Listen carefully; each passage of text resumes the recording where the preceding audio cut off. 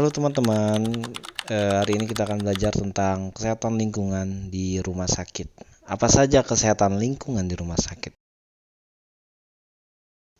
Di antaranya misal pemantauan kualitas air, udara, kemudian penyehatan ruang dan bangunan, kemudian ada pengolahan limbah B3 dan non B3, pengolahan air limbah, dan banyak lagi karena counseling di rumah sakit itu sangat luas ya. Untuk hari ini materi akan dibatasi di limbah B3 ya, limbah B3 dan non B3 saja. Limbah B3 itu adalah limbah yang mengandung bahan berbahaya dan beracun seperti misalnya sisa obat, alat medis terkontaminasi, kemudian bahan kimia, laboratorium dan lain-lain. Mengapa ini sangat penting? Ya, karena ada potensi pencemaran lingkungan dan resiko kesehatan bagi tenaga medis dan masyarakat. Yang kita harus ingat bahwasanya limbah di rumah sakit itu banyak ya. Ada contohnya yang paling umum itu limbah infeksius, septic box, limbah dari farmasi, bisa dia kadaluarsa atau dia habis pakai ya, bekasnya itu. Kemudian ada sampah organik, non organik atau domestik. Banyak teman-teman dari penggiat lingkungan ataupun sebagainya sering memisahkan antara limbah B3 dan infeksius dari cara bicara ataupun sebagainya.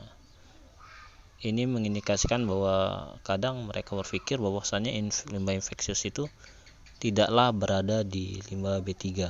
Padahal menurut PP nomor 11 tahun 2014 tentang pengelolaan LB3 yang merupakan payung hukum utama yang mengatur definisi, klasifikasi dan pengelolaan limbah B3, limbah infeksius termasuk dalam limbah LB3 kalau menurut peraturan ini.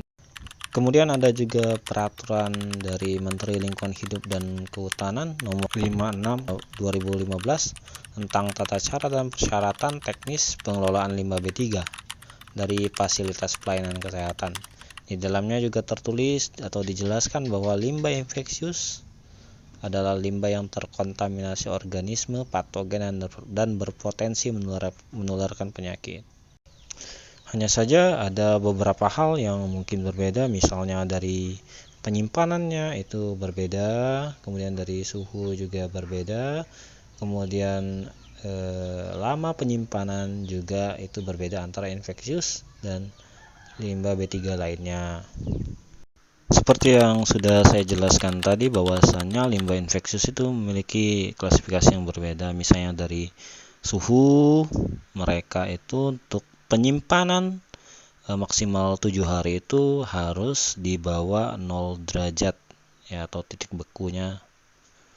Kalau dia di atas 0 derajat, kebanyakan begitu ya, kalau di atas 0 derajat itu maksimal untuk penyimpanan itu hanya 2 hari.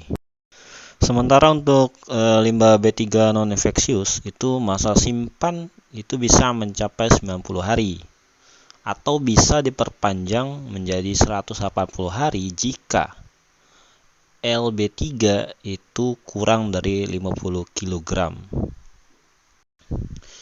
Kemudian kita bicara tentang jenis kantong limbah B3 ya. Itu misalnya ada infeksius itu warna kuning, kemudian warna ungu itu untuk sitotoksik, kemudian untuk farmasi itu warnanya harus coklat.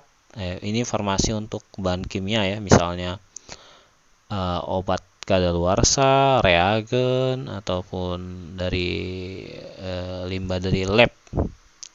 Kemudian ada kantong hitam itu untuk domestik ya. Untuk merah itu sendiri kita pakai untuk radioaktif. Kemudian ada juga safety box ya. Untuk warnanya warna kuning biasanya. Itu bukan kantong melainkan kotak yang berwarna kuning. Fungsinya adalah untuk menyimpan dari benda tajam, misalnya seperti jarum suntik yang sudah dipakai dan sebagainya ya. Kemudian untuk kantong ini juga harus diberi label di setiap kantongnya. Misalnya infeksius harus ada label, farmasi dan kimia itu harus ada label dan sebagainya. Mungkin segitu dulu ya untuk jenis-jenis limbahnya dulu ya. Nanti mungkin akan saya jelaskan lagi tentang proses pengolahannya, dari cara pengangkutannya dan sebagainya. Oke, terima kasih.